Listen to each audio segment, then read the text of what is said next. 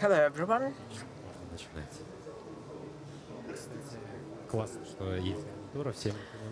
It's good that I have the headset. The headset makes it much easier to present. I'm Alexander Kiyanitsa. I'm the founder of the Volt company. It's a hardware project founded in 2017 and started developing since that time. And we have some experience working internationally. And I will start with a disclaimer. What I'm going to tell you is my way. It's my own way. I will never claim it to be the best, the most, the best way, the optimal way, but it's my way. And perhaps I will inspire some of you or suggest some ideas to you. We started as a very small startup, just a couple of people, 2-3 people. We started from level 0 without money.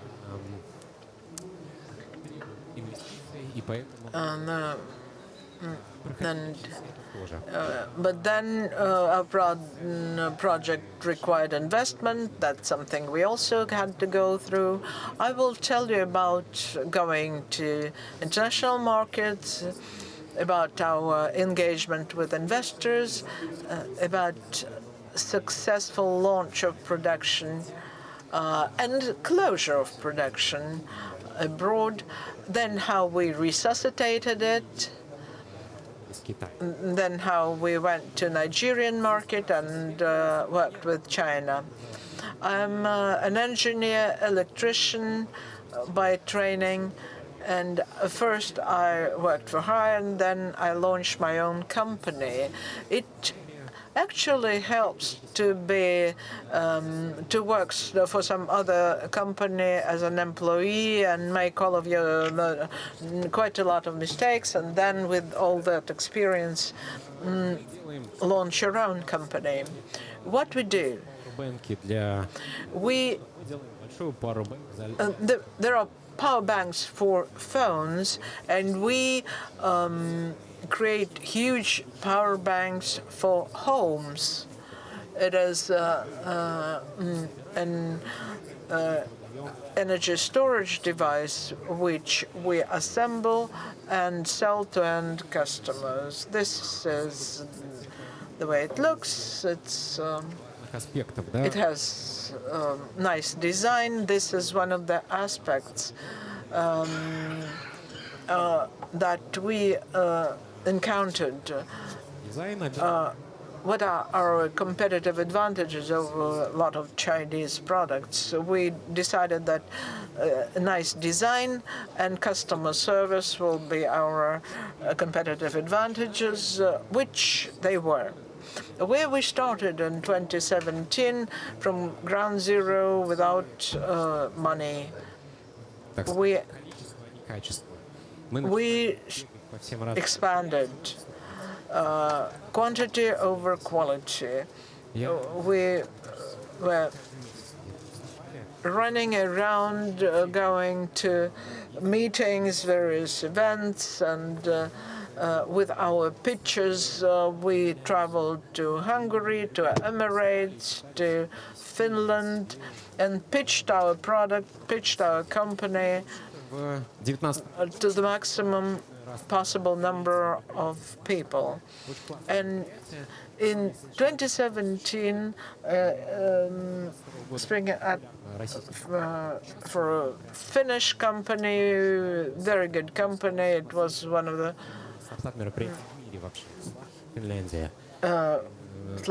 Finland, one of the best events in the world for startups. And there at that event in Finland, we met a foundation from the Emirates and we were pushing our leaflets to everyone. And perhaps when we tried to push him our leaflet for the 5th time, he finally paid attention. And then we started working with that Emirate fund. The next point, I don't know about European funds, but the Emirate, we spent about a year between the time we met them and the modest investment they made. So we spent a year. It takes time with the Emirates. It takes a lot of time. Second point,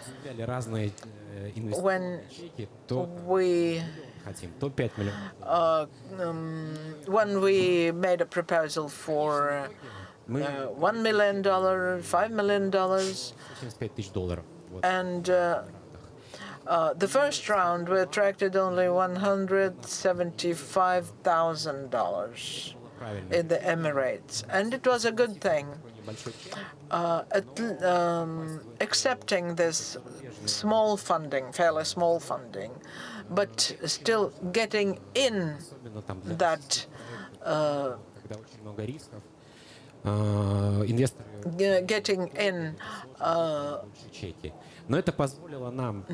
that fund, because after we raised that modest amount, we then raised more money from them. Speaking about the Emirates, we opened a company and we started developing and selling. Next thing I wanted to share is about investments. It's very tempting, particularly when you're offered bigger investments. It's tempting to start developing in product development, in marketing, in offices, in venues. We were no exception. So we spent most of the money for these things. And later, after these costs, we got faced with the fact that we have no money anymore, and we started analyzing. So the most important thing, first of all, invest and focus. Focus your money, focus your efforts on sales. What I got faced with is that the funds and the market, they stepped away capitalization valuation. So they don't value companies by capitalization. They evaluate you by your profit, and this is the main factor that they judge by. And the company, first of all, must think about revenue, but not about capitalization. The profit and sales, this is what the company should think about, not capitalization. So the main focus from the investments that you gain and the most your activity abroad and your activity anyway must be laser focused on profitability and sales. We spend a lot of money. We even started production in Emirates. So we spent a lot of money to show how great we are, how well we're doing. We opened an office. Here it is on the slide. And we invited different sheikhs to inaugurate the office. And then the production side got shut down because it was not profitable. It was loss-making. And at the start, at the end of 2024 and early 2025, we restarted it. We fired the whole team, and from scratch, we focused on sales. And this is our lessons that we learned. So we spent a lot of money, and we learned our lesson. Let me say a few more words about our experience in other countries. Nigeria. Nigeria is a fun country. We had an experience of supplying our equipment to Africa. We got acquainted with people from Nigeria. Just a few statements about African market. We have been there. We visited that market. We met Minister of Energy in Nigeria. We met also other state officials from Nigeria. a very promising market. Africa is very promising. Nigeria, particularly, it's rapidly developing. But what we got faced with is that you can build their activity, you can start working there, but they have no money. They have resources, they have extractable resources. In case if you're ready to come up with your money, you can do a lot of things there. So we were offered just take projects and you can do them, energy projects here, but with your investments, we can pay only in 15 years. No problem if you are willing to work this way. So this is their feature. I don't know about other African countries, but this is Nigeria. Nigeria is within top 3 countries in Africa. So I assume that other African countries are even more difficult for investments. And the other statement and the experience that we got faced with in Africa is if you supply there something, if you supply something to African market, particularly your first consignments, demand 100% prepayment. Never supply anything without 100% prepayment. Our experience shows that after a few consignments, our partnership was over when they just said, we cannot pay, we will not pay. China. A few words about China. We never supplied anything to China. For us, China is first and foremost a partner that supplies compatibles, and it helps us with OEM assembly. When we started putting together the hardware project, we were thinking, why don't we just set up production site in China and Chinese could just assemble the equipment and we would focus on sales only. But we decided to pursue another path. We said, no, we will assemble it ourselves. And we don't want to get an assembly in China. I don't know whether the decision was right or wrong.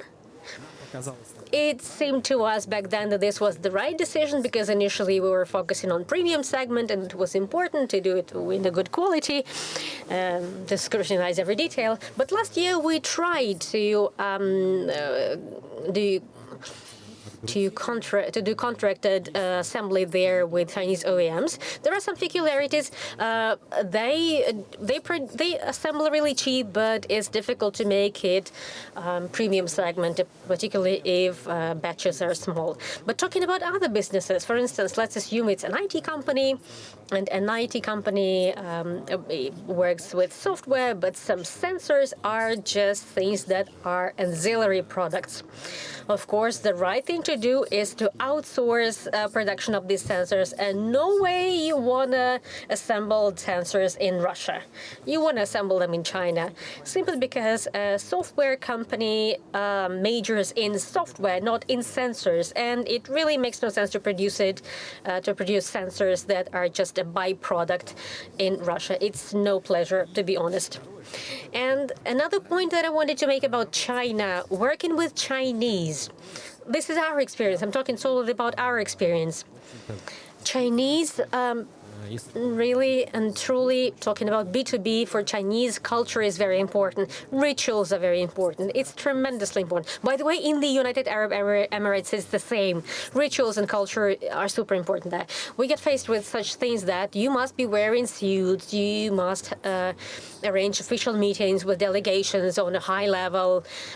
So in case if you want to go to the Middle East, then please be ready to really feel confident there. You must be ready to meet with top of the top on the highest level. You must be their peers. So in case if you come to this meeting in a T-shirt, it's not like Silicon Valley. It's another approach. They are very formal, very official. They're really valued in the Middle East and in China as well. High-level meetings, official meetings are very much valued there. So this is a few words. Telegram channel Volts. Okay. I wonder. I guess it's for you to follow us. I guess so. I have 1 more minute, right? I wanted to make one last statement about the Russian approach and the foreign approach. At least this is what I got faced with. People really love scientific approaches. We invest in a lot of energy and time in development, and we take years to develop in Russia usually. And I got myself thinking, like previously I had another experience that's similar to that. So I got myself thinking that we are really scared of rolling out our product to the market. We keep on polishing the product and we keep on delaying rolling out into the market. But that's the most important point. Why do we do that? Only the market, only the consumer will tell you whether this product is relevant or not. And the longer you take to develop it and to polish it, the lower is the likelihood that this business and product will be relevant and that you will launch it. So you must roll it out as soon as possible. Roll it out to the market. I guess this approach is very important for us. For Russians, we like to polish, we like to improve, we like science. It's important to force ourselves to roll it out to the market. When you roll it out to the market, then clients start saying your product is terrible. Anyway, it will happen. And you're a founder, you don't like it. You don't like this hatred from the market. But this is the only way to start, and this is the only way to get feedback. That's the only way to see what people actually need. And oftentimes it turns out that the product that you have been developing is actually irrelevant and need to urgently pivot somewhere, or maybe to shut down the project altogether. So don't hesitate to roll out to the market. That's all that I wanted to say. Thank you very much. And please don't hesitate. Asking the audience, please ask questions. Okay, we have the first hand raised. Good afternoon, Alexander. My name is Sofia. I am a student of a bachelor degree at Skolkovo in business. My question is the following. What business mistake cost you the most? And what was your learned lesson as a result of that? Building a production site in the United Arab Emirates. It was a very expensive mistake. We invested a hell lot of money to build infrastructure for the future sales. And we paid no attention to sales in the moment. So first sales, focus on sales, then infrastructure. First sales, then product improvement. Sales come first. Thank you very much. Okay. Friends, dream of any teacher, a lot of hands. I guess the next hand was here, right? I guess you were the next one. Alexander, thank you very much. Thank you. My name is Alexei. I have a hardware startup as well. I'm your peer. As a result, where is your production site and the market that you work at? How do you solve the problem with customer support? Do you have offices for customer support? We have two production sites. Both are in Russia. It's in St. Petersburg for the Russian market and for the Emirates. And also we have one production site in China. Two production sites in St. Petersburg and in China. About service, customer service support. For the Russian market, customer support is in Russia. We have a dedicated focus on customer support because we are in premium segment, high-end segment. It's very important to provide high-quality customer support. And as to Emirates, we have a team in Azerbaijan. They speak the language. Could you please come back here to the light because so that people can see you? Perfect, just perfect, so that people can see you and hear you, of course. So local customer support, because the mentality is different, the language is different. In the United Arab Emirates, they speak English, but to some extent, but locals really want to talk Arabic, and we have to have customer support in Arabic. So hardware is supplied from Russia at guarantee, and from China, from Russia and from China. Yes, supplies are from these two countries. Okay, let's continue. We have some more time. Alexander, good afternoon. Thank you for your presentation. You mentioned that for a few years you spent as an employee and you were learning your lessons. My question is, how can you find that fine line that it's time to become an entrepreneur, but it feels like you don't have enough experience, but later maybe you will not have that sparkle in your eyes and you will not have enough energy. When is the right time to start entrepreneuring? It's very subjective. It's up to you, totally up to you. I would say it's important not to spend too long in a corporation as an employee. I think it's better to spend not enough time as a full-time employee rather than spending too much as a full-time employee. Experience is so abstract. There is no definition to the experience, and particularly today, is how much your experience is relevant. For 1 or 2 years your experience is relevant, and after that your experience is irrelevant. I guess it's about your mentality. In case if you feel confident, if you have a lot of energy, you have already worked as a full-time employee, you have some nuances, just start entrepreneuring. And if at this employment, in case you are not an engineer or not an IT developer only, it's best to spend time at different roles. Spend time as assistant to general director or assistant to a department. You will grab some operations. Spend time in legal, in finance, in legal. In sales, because after all this drive about product development, it's operations. Business is about operations to make sure that your business is profitable. As long as you have this purpose. If you want to build a company and then to sell it at an M&A, then it's a different purpose. But if your purpose is to make profit, then spend time in operations as much as you can. Okay, dear friends, in case if you have still questions, please ask our speaker. I always admire our speakers because there's so much knowledge, so much experience. I want to hear about it, and I put you into the light for a reason, so that everybody can see you in the broadcast and in the audience, so that people can absorb your energy and your experience. Let's give a round of applause to Alexander.